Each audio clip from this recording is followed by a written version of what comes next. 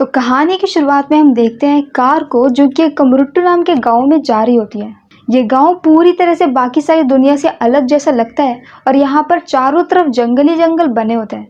यहाँ पर जंगल के बीच में एक कार जा रही होती है और यहीं पर कार खराब हो जाती है। उस कार में एक लेडी होती है और उसकी बेटी होती है। तो वो लेडी उतर करके बाहर जब देखने जाती है तो ये देखती है कि पेड़ पे एक लाश टंगी होती है और ये लाश एक बच्ची की होती है।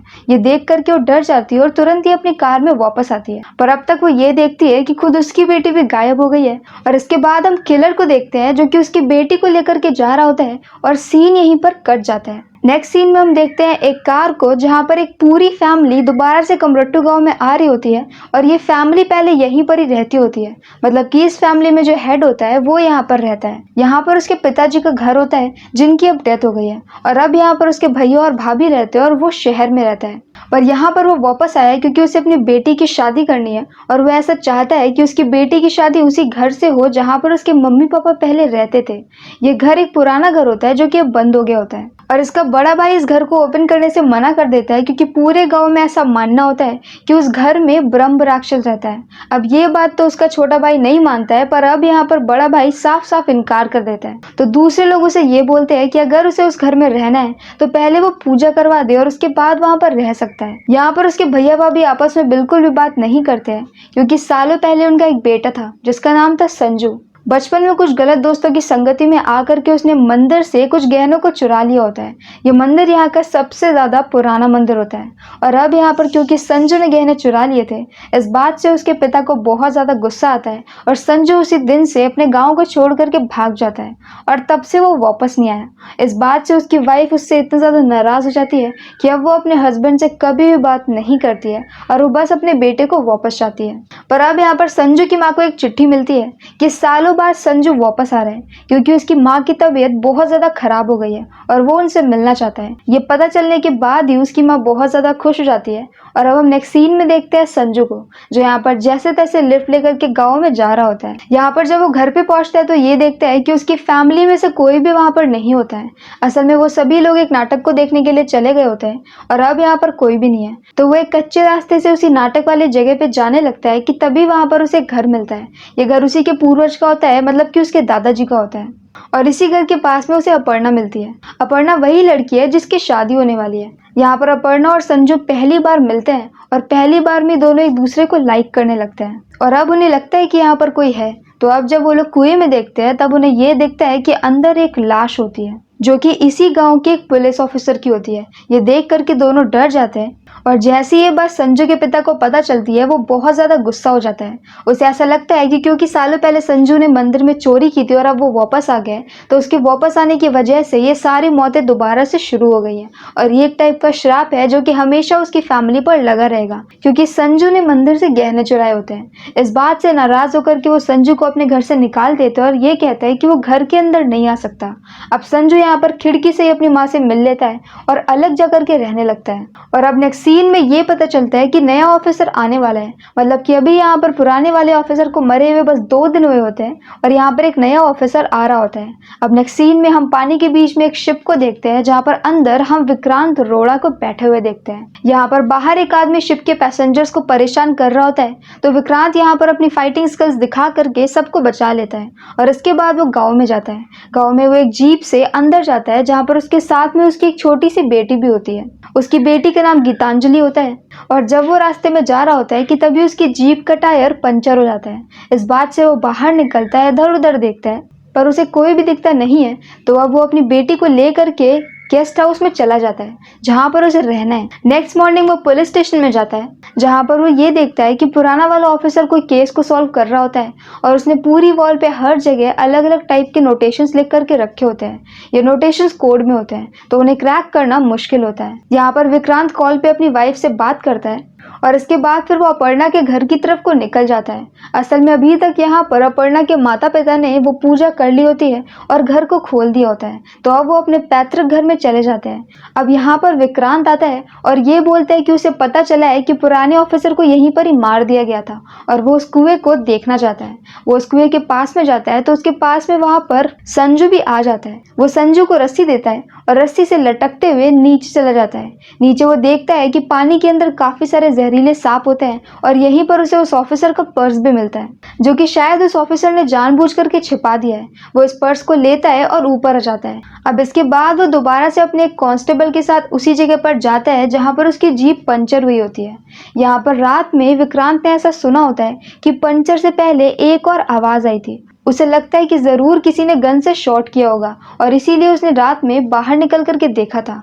अब यहाँ पर वो जब वो काफी ज्यादा ढूंढता है तो उसे एक पेड़ मिलता है। उसे पेड़ की हाइट से समझ में आ जाता है कि कहाँ से गोली चलाई गई थी। अब इसके बाद जब वो आसपास और देखता है तो उसे एक जगह पे आग जलती हुई मिल जाती है कि तभी उसके ऊपर कोई तीर से अटैक करता है और कई सारे लोग उसे मारने के लिए आते हैं। कुछ वक्त बाद यहाँ पर उसके ऊपर बुलेट भी चलने लगती है, पर वो एक एक करके हर किसी से फाइट कर लेता है और सभी लोग वहां से मौका पकड़ के भाग जाते हैं। मतलब कि वो फाइट तो करता है पर किसी को पकड़ नहीं पाता।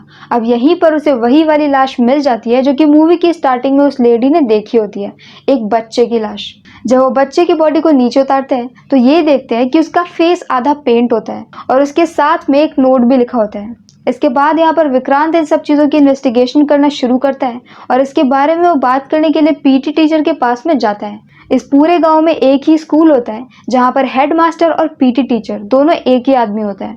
पीटी टीचर उसे ये बताता है कि उसका एक छोटा भाई है जो कि बॉम्बे में है और वो एक पेंटर है। अब विक्रांत क्योंकि यहाँ पर एक केस को सॉल्व कर रहा है तो उसके लिए हर इंसान एक सस्पेक्ट होता है और वो हर किसी को उसी नज़र से देखता है। यहाँ पर उसे ये पता चलता है कि अभी तक 16 बच्चों का मर्डर हो चुका है और सबके मर्डर के बाद में उनका फेस ऐसे ही हाफ पेंट होता है। और इसके पहले जो विक्रांत रोड़ा की जगह जॉब कर रहा होता है वो इसी केस को सॉल्व कर रहा था और हर बॉडी के साथ में एक चिट्ठी लिखी होती है जिसके अंदर ये लिखा होता है कि भूत देव के पैर से घुंघरू की होली खेली जाएगी, जिसका मतलब ये होता है कि एक एक करके सभी लोग मारे जाएंगे। अब यहाँ पर नेक्स्ट सीन में हम अपर्णा को देखते हैं जो कि अपने घर में होती है। यहाँ पर उसे घर में एक आवाज़ आती है तो वो भागने के बजाय या फिर अपने मम्मी पापा को बताने के बजाय अकेले ही उसका पीछा करने के लिए चली जाती है। पीछा करते करते वो यहाँ पर ऊपर जाती है जो कि स्टोर रूम जैसी जगह होती है। यहीं पर उसे एक बूढ़ी लेडी मिलती है जो कि काफ़ी ज़्यादा डरावनी होती है और वो एक जगह की तरफ को इशारा करती है। जब वो उस बॉक्स को ओपन करती है तो उसके अंदर उसी कॉप का सर होता है जिसकी पहले पूरी बॉडी मिली होती है। हाँ, वो कॉप जो विक्रांत के पहले यहाँ पर काम कर रहा था, जब उसकी बॉडी मिली थी तो उसमें उसका सर नहीं था और ये सर यहाँ पर अपर्णा के घर में इसी बॉक्स में रखा हुआ है। ये सारी बातें जैसे ही संजू के पिता को पता चलती है वो गुस्से में ये बोलते हैं कि अब सभी लोग को यहाँ से चलना होगा और सभी लोग उसी के घर में रहेंगे। पर अभी यहाँ पर विक्रांत आ जाता है और ये बोलता है कि अब से इस घर में वो खुद रहेगा। वो देखना चाहता है कि ब्रह्म राक्षस कौन है जो हर किसी को मार रहा है। पहले तो संजू के पिता इसके लिए मना करते हैं, पर क्योंकि विक्रांत एक कॉप है और वो उसे डराता धमकाता है तो वो मान जाते हैं। और अपर्णा जो कि ऐसी स्टोरीज को जानने के लिए काफी ज्यादा उत्सुक रहती है, वो जा करके उसी ओल्ड लेडी की स्टोरी को पता करती है। तो उसे यहाँ पर ये पता चलता है कि उसका बेटा पहले मंदिर में एज अ वर्कर काम करता था, लेकिन एक दुर्घटना की वजह से उसके बेटे की डेथ हो गई है और इस बात से वो इतनी ज्यादा पागल हो गई है कि सालों से ऐसी पागलों वाली हरकतें कर रही होती है। और सबको ये लगता है कि उसे कहीं पर उस लाश का सिर मिला होगा और वो वहीं से उसे उठा करके अपर्णा के घर में ले जा करके रख दी होगी और कोई भी इस बात को ज्यादा सीरियसली नहीं लेता है। अब विक्रांत को यहाँ पर यह पता चलता है कि जहाँ पर बच्ची की बॉडी मिली थी वो जगह मूसा काने की है। मूसा काने इलीगल काम करता है और यहाँ से बहुत सारी चीजें इलीगली सप्लाई करता है और वो अक्सर एक बार में बैठता है। तो यहाँ पर विक्रांत उसी बार में जाता है ताकि वो उसके बारे में पता कर सके। यहाँ पर उसे मिलती है एक लड़की जो कि इसी बार की ओनर होती है, जो कि उसके ऊपर लाइन मारती है और वो जब यहाँ पर स्ट्रिक्टली उससे मूसा काने के बारे में पूछता है तो वो उसे बता देती है कि वो चेक पोस्ट पर गया हुआ है। यहाँ पर विक्रांत तब चेक पोस्ट पर जाता है तो उसे ये पता चलता है कि अभी तक मूसा ने चेक पोस्ट क्रॉस नहीं किया है। वो चेक पोस्ट के ऑफिसर को ये बोलता है कि जैसे मूसा यहाँ से निकले वो तुरंत ही उसे इन्फॉर्म कर दे और अब मूसा उसे मिल जाता है क्योंकि उसने चेक पोस्ट थोड़ी देर बाद में क्रॉस किया होता है। यहाँ पर वो मूसा से पूछताछ करता है तो मूसा उसे धमकियां देने लगता है। वो ये बोलता है कि यहाँ पर पहले भी बहुत सारे ऑफिसर्स मारे गए हैं और एक नाम और शामिल हो सकता है, लेकिन विक्रांत ऐसी फालतू धमकियों से डरता नहीं है। अब नेक्स्ट सीन में हम दोबारा से अपर्णा को देखते हैं जो कि संजू से मिलने के बाद जंगल से वापस आ रही होती है। उसके साथ में उसका भाई भी होता है और तभी उन्हें वहां पर दिखता है कि आग जल रही है और कोई अजीब से कपड़े पहन करके डांस कर रहा है। ये देख करके वो काफी ज्यादा डर जाती है और वो दोनों यहाँ से भागने लगते हैं। भागते भागते वो लोग अपने वही पुराने घर के पास में पहुंचते हैं जहाँ पर वो लोग कुएं के पास में पहुंच जाते हैं और अब कुएं के अंदर एक और बॉडी होती है। ये बॉडी होती है उसी चेक पोस्ट के गार्ड की। इसके बाद में एक और चेक पोस्ट का गार्ड होता है, उसका भी मर्डर हो चुका होता है और सबको यही लगता है कि सब कुछ ब्रह्म राक्षस कर रहा होता है। पर अब यहाँ पर अपर्णा विक्रांत को ये बोलती है कि उसने रात में किसी को डांस करते हुए देखा होता है और वो बिल्कुल राक्षस जैसा लग रहा होता है। इसके बाद उसे कुछ और ध्यान आता है कि उसने रात में जंगल में एक कांस्टेबल को भी देखा होता है। तो इसके बाद वो कांस्टेबल के बारे में बताने के लिए विक्रांत के घर में जाती है और यहाँ पर वो संजू के साथ में जाती है। विक्रांत इस वक्त यहाँ पर नहीं होता है तो वो लोग घर के अंदर चले जाते हैं। घर में एक जगह से उन्हें आवाज आती हुई दिखती है तो वो उसको फॉलो करने लगते हैं। फॉलो करते करते वो लोग एक ऐसे रूम में पहुंच जाते हैं जो कि सीक्रेट रूम होता है। यहाँ पर हर तरफ बहुत सारे पेपर्स लगे होते हैं और इन सारे पेपर में उन्हीं केसेस के बारे में लिखा होता है। अब यहाँ पर अपर्णा को विक्रांत के ऊपर शक होता है। उसे ऐसा लगता है कि पहले वाले ऑफिसर का मर्डर हुआ और फिर बस 2 दिन बाद एक नया ऑफिसर आ गया। उसने जानबूझ करके उसी घर में रहने की जिद की जहाँ पर ब्रह्म राक्षस रहता है। और अब ये सीक्रेट रूम। इसके बाद वो लोग नीचे से कुछ आवाज सुनते हैं तो वो लोग जब यहाँ पर खिड़की से देखते हैं तो देखते हैं कि नीचे यहाँ पर विक्रांत बिल्कुल ब्रह्म राक्षस जैसा मेकअप करके बैठा हुआ है और डांस कर रहा है। ये देख करके वो दोनों बहुत ज्यादा डर जाते हैं और सीन यहीं पर कट हो जाता है। नेक्स्ट सीन में यहाँ पर अपर्णा और संजू जो कि वहां से बच करके निकल गए होते हैं वो एक पुराने बाबा के पास में जाते हैं और अब वो बाबा उन्हें एक स्टोरी सुनाता है। वो उन्हें कहानी बताता है कि बहुत पहले यहाँ पर एक फैमिली रहती थी जिनका नाम था निप्टोनी फैमिली। ये सभी लोग मंदिर के लिए काम करते थे और ये लोग कास्ट में थोड़े नीचे कास्ट के होते हैं। यहाँ पर एक नया टीचर आता है जो कि काफी अच्छा होता है तो वो यहाँ पर इनकी फैमिली को ये बोलता है कि वो अपने बच्चों को स्कूल भेजे। वो दोनों अपने घर के 2 बच्चों को स्कूल भेज देते हैं जो कि 2 भाई होते हैं। अब जब वो दोनों बच्चे स्कूल में जाते हैं तो वहाँ पर अमीर घर के बच्चे उन्हें बहुत ज्यादा परेशान करते हैं और उन्हें बहुत बुली करते हैं। ये वही वक्त होता है जब संजू उम्र में छोटा होता है और उसी स्कूल में पढ़ रहा होता है। अब यहाँ पर संजू की दोस्ती गलत लोगों से हो जाती है जिनके साथ में रह करके वो चोरी करने लगता है। वो जा करके मंदिर के सारे गहने चुरा लेता है और अब क्योंकि मंदिर के गहने चोरी हुए हैं और निप्टोनी फैमिली मंदिर के लिए काम करती थी तो यहाँ पर सभी लोग को यही लगता है कि निप्टोनी फैमिली ने गहनों को चुराया होगा। इसके लिए संजू के पिता और अपर्णा के पिता ये दोनों साथ में जाते हैं और उनकी पूरी फैमिली के ऊपर इल्जाम लगा देते हैं। यहाँ पर बहुत ज्यादा भीड़ होती है और सभी लोग इन्हें मारने चाह रहे होते हैं तो वो यहाँ पर अपने बच्चों को भागने के लिए बोल देते हैं। तो उनके दोनों बेटे और उनकी एक छोटी सी बेटी जो कि काफी ज्यादा छोटी होती है वो लोग उसे गोद में लेकर के भाग जाते हैं। दोनों भाई यहाँ पर अपनी बहन को लेकर के भाग रहे होते हैं और उनकी फैमिली के ऊपर अटैक हो रहा होता है। पर अब यहाँ पर जंगल में वो जो बुली करने वाले बच्चे होते हैं वो उन दोनों भाइयों को रोक लेते हैं और अब यहाँ पर दोनों भाई अलग अलग डायरेक्शन में भागना शुरू कर देते हैं। पर बड़े भाई को पकड़ करके वो बुली लड़के उसके दांत को तोड़ देते हैं और वो लोग जाकर के छोटे भाई को भी मारने वाले थे कि तभी वहां पर उनका धक्का लग जाता है और उसकी छोटी सी बहन कुएं में गिर जाती है जिस वजह से उसकी बहन की डेथ हो जाती है। यहाँ पर एक बच्चा मर गया है ये देखने के बाद वो सारे बुली लड़के भाग जाते हैं और अब यहाँ पर छोटा भाई बहुत ज्यादा दुखी हो जाता है और सीन यहीं पर कट हो जाता है। आगे वो बूढ़ा आदमी ये बताता है कि उनकी पूरी फैमिली ने सुसाइड कर लिया। बाद में सबको पता चल गया था कि गहने संजू ने चुराए थे पर तब तक देर हो गई थी। वो फैमिली मर चुकी होती है। बस उनका एक बड़ा भाई बचा होता है और कोई नहीं जानता है कि वो बड़ा भाई अब कहाँ है। और उसी फैमिली का ये श्राप है कि जो भी लोग उस मर्डर से रिलेटेड थे वो एक एक करके मारे जाएंगे। और अब नेक्स्ट सीन में हम विक्रांत को देखते हैं जो यहाँ पर मूसा के अड्डे पे गया होता है। वो यहाँ पर एक एक करके मूसा के हर आदमी को बहुत स्टाइल में धोता है और ये सीन देखने में बहुत मजेदार होता है। और अब वो फाइनली यहाँ पर मूसा को भी पकड़ लेता है। अब यहाँ पर विक्रांत मूसा से ये बोलता है कि अभी तक जितने भी ऑफिसर्स की डेथ हुई है हर किसी को मूसा ने मारा है और जानबूझ करके उन ऑफिसर्स को इस तरह से मारा है ताकि ऐसा लगे कि ब्रह्म राक्षस ने मार दिया है। वो यहाँ पर फैली हुई कहानियों का फायदा उठा रहा है और एक एक करके हर ऑफिसर को मार रहा है और इसके लिए विक्रांत उसे जेल में डालना नहीं चाहता है। इसके लिए वो यहाँ पर उसका चेहरा हाफ पेंट कर देता है और उसे वहीं पर ही खड़ा करके निकल जाता है। पर यहाँ पर अब नेक्स्ट सीन में उसे मूसा की लाश मिलती है। असल में विक्रांत ने मूसा को मारा नहीं था, उसे बस चारा बना करके छोड़ दिया था। वो दूर से मूसा के ऊपर नजर रख रहा था कि जैसे ही वो बच्चों को मारने वाला किलर आएगा वो उसे पकड़ लेगा। पर यहाँ पर विक्रांत का ध्यान भटक जाता है और कोई मूसा को मार करके निकल जाता है। मूसा की डेथ के बाद यहाँ पर विक्रांत पीटी टीचर से मिलने के लिए जाता है और उसे ये बोलता है कि उसके स्कूल में एक गोडाउन है जहाँ पर मूसा का बहुत सारा सामान मिला हुआ है, तो मतलब कि कोई तो मूसा का पार्टनर है। तो अब यहाँ पर वो पीटी टीचर उससे ये बोलता है कि वो बस यहाँ पर काम करता है, ये स्कूल संजू के पिता का है। तो अब इसके लिए बात करने के लिए विक्रांत जाता है संजू के घर पे, जहाँ पर वो उसके पिता के सामने ही होता है। वो उससे ये बोलता है कि कोई है जो मूसा का पार्टनर है, जिसने कि मूसा को मरवा दिया है। और इसके बाद वो संजू के पिता का नाम ना लेते हुए एक दूसरे आदमी का नाम बताता है जो कि उन्हीं की फैमिली का होता है। और सच में ऐसा ही होता है।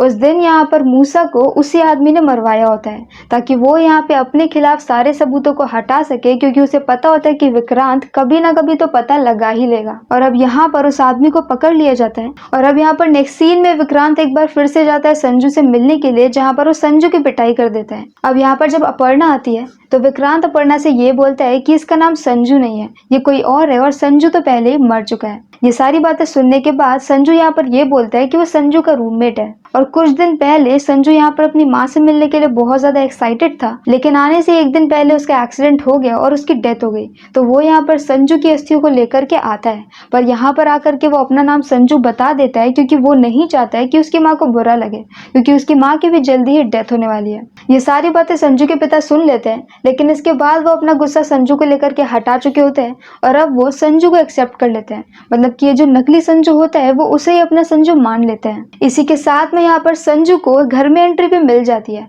हाँ, ये असली संजू नहीं है, पर मूवी के लिए हम इसे संजू ही बोलेंगे। अब नेक्स्ट सीन में यहाँ पर विक्रांत से मिलने के लिए अपर्णा जाती है और उसे निप्टोनी फैमिली की पूरी स्टोरी को सुनाती है। अब यहाँ पर विक्रांत उसे वो सारे नोट्स दिखाता है जो कि हर बच्चे की लाश के साथ में मिले होते हैं। तो यहाँ पर अपर्णा इन नोट्स को पढ़ करके ये बोलती है कि उसे इसका मतलब पता है, क्योंकि उसने उस आदमी से बात करी होती है जिसने कि निप्टोनी फैमिली की पूरी सारी बातें उसे बताई होती है। वो उस लाइन का वही मतलब बताती है जो कि हम पहले ही बता चुके हैं, कि एक एक करके हर उस इंसान की मौत हो जाएगी जिसने कि कभी निप्टोनी फैमिली को परेशान किया होगा। पर अब जब विक्रांत को यहाँ पर यह पता चलता है कि पूरी फैमिली में से किसी एक की लाश नहीं मिली होती है, मतलब कि उनका बड़ा बेटा अभी भी जिंदा है, तो वो यहाँ पर स्कूल के पुराने रिकॉर्ड्स को चेक करने लगता है। यहाँ पर वो एक ग्रुप फोटो देखता है जहाँ पर वो सारे 16 बच्चे होते हैं जो कि पूरी क्लास में होते हैं। इसमें से कुछ ऐसे भी होते हैं जिन्होंने कभी भी निप्टोनी ब्रदर्स को परेशान नहीं किया होता है, पर इन सभी को भुगतना पड़ रहा होता है। असल में ये सारे जो 16 बच्चे होते हैं, अब ये सभी लोग बड़े हो गए हैं और इन सभी के छोटे छोटे बच्चे हैं, और इन्हीं बड़े लोगों के बच्चों को वो किलर मार रहा है। मतलब कि वो बुजदिल किलर उन लोगों को नहीं मार रहा है जिन्होंने उसे परेशान किया है, बल्कि वो उनके बच्चों को टारगेट कर रहा है। और यहाँ पर विक्रांत को निप्टोनी के बड़े भाई का नाम पता चल जाता है, जिसका नाम होता है माधव। अब नेक्स्ट सीन में हम रात में दोबारा से अपर्णा को देखते हैं, जहाँ पर एक बार फिर से उसे उसी ओल्ड लेडी की आवाज सुनाई देती है। वो अपने भाई के साथ डर करके रूम में छिप जाती है, पर तभी वो ओल्ड लेडी उसके ऊपर अटैक करती है और सीन यहीं पर कट हो जाता है। और नेक्स्ट सीन में हम विक्रांत को देखते हैं जो कि पीटी टीचर के घर में जाता है। यहाँ पर उसने कुछ पुरानी फाइल्स को मंगाया होता है, क्योंकि पीटी टीचर उसी स्कूल में है तो उसके पास सारे रिकॉर्ड होंगे। पर यहाँ पर पीटी टीचर उससे ये बोलते हैं कि पहले कौन पढ़ाता था इसके बारे में उसे ज्यादा कुछ नहीं पता है, पर उसके पास फोन नंबर है। विक्रांत को उस टीचर से बात करनी होती है जो कि उस वक्त में क्लास में पढ़ाते थे जब माधव वहाँ पे पढ़ता था। पीटी टीचर उसे ये बोलता है कि उसके पास एक नंबर है और वो दे सकता है। पीटी टीचर जब नंबर को ढूंढने के लिए जाता है तब विक्रांत उसके रूम में नजर डालता है। उसे थोड़ी देर में ही देखते समझ में आ जाता है कि ऐसा हो सकता है कि ये पीटी टीचर माधव हो। उसे पीटी टीचर के ऊपर शक होता है तो वो उसे ढूंढने के लिए अंदर जाता है। अंदर देखता है तो पूरा घर खाली। यहाँ पर एक अंडरग्राउंड रास्ता होता है। ये रास्ता पानी से होते हुए सीधे उसे मंदिर की तरफ को जाता है, जो कि यहाँ का सबसे पुराना मंदिर है। और ये सारी बातें उसे वो ड्राइवर बताता है जो कि उसके साथ में उसी रूम में खड़ा होता है। वो ड्राइवर उसे बता देता है मंदिर तक जाने का रास्ता और फिर उसे नाव से लेकर भी जाता है। विक्रांत यहाँ पर उस मंदिर के अंदर चला जाता है, जो कि अब काफी ज्यादा टूटा फूटा हो गया है क्योंकि कोई भी यहाँ पर नहीं आता है। अंदर उसे बहुत सारी अलमारियां दिखती हैं। हर अलमारी के बाहर उस विक्टिम का नाम लिखा होता है जिस बच्चे को किलर ने मारा है, और उसके अंदर उस विक्टिम के कपड़े रखे होते हैं। इन्हीं अलमारियों की तरफ में आगे बढ़ते बढ़ते फाइनली विक्रांत को एक अलमारी दिखती है जिसके ऊपर लिखा होता है गीतांजलि रोड़ा। और इसी के साथ उसकी छोटी बेटी, जो कि अभी तक हर जगह पे उसे दिख रही होती है, वो अचानक से गायब हो जाती है। और अब हम फ्लैशबैक में विक्रांत की स्टोरी को देखते हैं। असल में वो ओल्ड लेडी जो कि कार से मूवी की स्टार्टिंग में जा रही होती है, वो विक्रांत की वाइफ होती है। यहाँ पर एक शादी को अटेंड करने के लिए वो अपनी बेटी के साथ में आई होती है और विक्रांत शहर में होता है। और विक्रांत को यहाँ पर कुछ ही दिन बाद पता चलता है कि उसकी वाइफ कोमा में चली गई है और उसकी बेटी की डेथ हो गई है। अपनी बेटी के चेहरे पर वो वही वाली पेंटिंग देखता है जो कि उसके आधे चेहरे पर बनी होती है। ये देख करके वो बुरी तरह से टूट जाता है और यही रीजन होता है कि वो अपनी बेटी के किलर को ढूंढने के लिए उस गांव में आता है, क्योंकि सालों पहले जिस टाइम पर विक्रांत छोटा था तब उसके पिता इसी गांव में रहते थे और 2 या 3 मंथ के लिए विक्रांत भी इसी स्कूल में गया होता है और ये वही वक्त होता है जब वहां पर संजू पढ़ता है और ये सारा कांड हुआ होता है। और विक्रांत का इससे कुछ भी लेना देना नहीं होता है। वो एक अच्छा लड़का होता है, वो कभी भी टिमोथी ब्रदर्स को परेशान नहीं करता है, पर इसके बाद भी उसकी बेटी को मार दिया जाता है सिर्फ बदले की आग में। अब यहाँ पर उसे उसी पीटी टीचर की आवाज सुनाई देती है और वो आवाज को फॉलो करते हुए आगे जाता है। आगे वो देखता है कि वहां पर वही वाली ओल्ड लेडी होती है जो कि टिमोथी फैमिली से बिलोंग करती है। वहां पर पीटी टीचर होता है जिसने कि पूरा भूत देव का मेकअप करके रखा होता है और यहाँ पर सामने अपर्णा और उसका छोटा भाई होता है, क्योंकि अपर्णा के पिता भी शामिल होते हैं। भले ही उन्हें पता नहीं होता है लेकिन फिर भी चोरी का इल्जाम तो उन्होंने ही लगाया होता है, इसलिए अब अपर्णा को भी मरना होगा। और अब यहाँ पर पीटी टीचर का छोटा भाई आता है। हाँ, उसका छोटा भाई जिंदा होता है और ये होता है संजू, मतलब नकली संजू, जिसका रियल नाम राघव होता है। जब यहाँ पर माधव और राघव अपनी छोटी बहन की बॉडी के सामने शोक मना रहे होते हैं कि तभी वो संजू को देखते हैं। संजू के हाथ में ज्ञानों का बॉक्स होता है, जिसे देख करके दोनों समझ जाते हैं कि उनके ऊपर झूठा इल्जाम लगा होता है। अब यहाँ पर दोनों को गुस्सा आता है और राघव जा करके संजू के सिर पे पत्थर मारता है और वहीं पर ही उसे मार देता है और इसके बाद वो संजू की लाश को पानी में डाल देते हैं। और यहाँ पर पानी में जब उन्हें बच्चे की लाश मिलती है तो सबको ये लगता है कि ये राघव की लाश है और सिर्फ माधव ही जिंदा बचा है और संजू भाग गया है, जबकि रियलिटी ये होती है कि संजू सालों पहले मर चुका होता है और राघव होता है जो कि गांव छोड़ करके भागा होता है। सालों बाद यहाँ पर राघव गांव में दोबारा से संजू बन करके इसलिए आता है ताकि वो एक एक करके हर किसी को मार सके और दोनों ही साइको होते हैं। यहाँ पर विक्रांत दोनों से लड़ने लगता है और अपनी अच्छी फाइटिंग स्किल्स की वजह से खुद भी काफी ज्यादा पिटता है और उन्हें भी बहुत मारता है, पर फाइनली वो एक को फांसी पे लटका करके मार देता है और राघव को पीट पीट के जान से मार देता है। इसके बाद वो अपर्णा और उसके भाई को लेकर के उस जगह से निकल जाता है और अब नेक्स्ट सीन में हम अपर्णा को देखते हैं जो कि ये सारी कहानी लिख रही होती है। यहाँ पर वो ये भी बताती है कि उन्होंने संजू की माँ को ही नहीं बताया होता है कि उनका बेटा मर गया है। वो यहाँ पर संजू की माँ को ये बोलते हैं कि संजू बिना बताए दोबारा से लंदन चला गया है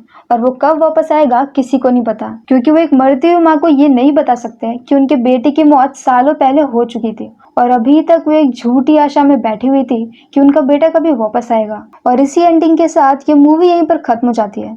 इस मूवी का नाम था विक्रांत रोड़ा, जो कि 2022 में रिलीज हुई है। अगर आपको हमारा एक्सप्लेन पसंद आया हो तो प्लीज हमारी वीडियो को लाइक करें, शेयर करें और हमारे चैनल को सब्सक्राइब करें। तो मिलते हैं नेक्स्ट वीडियो के साथ।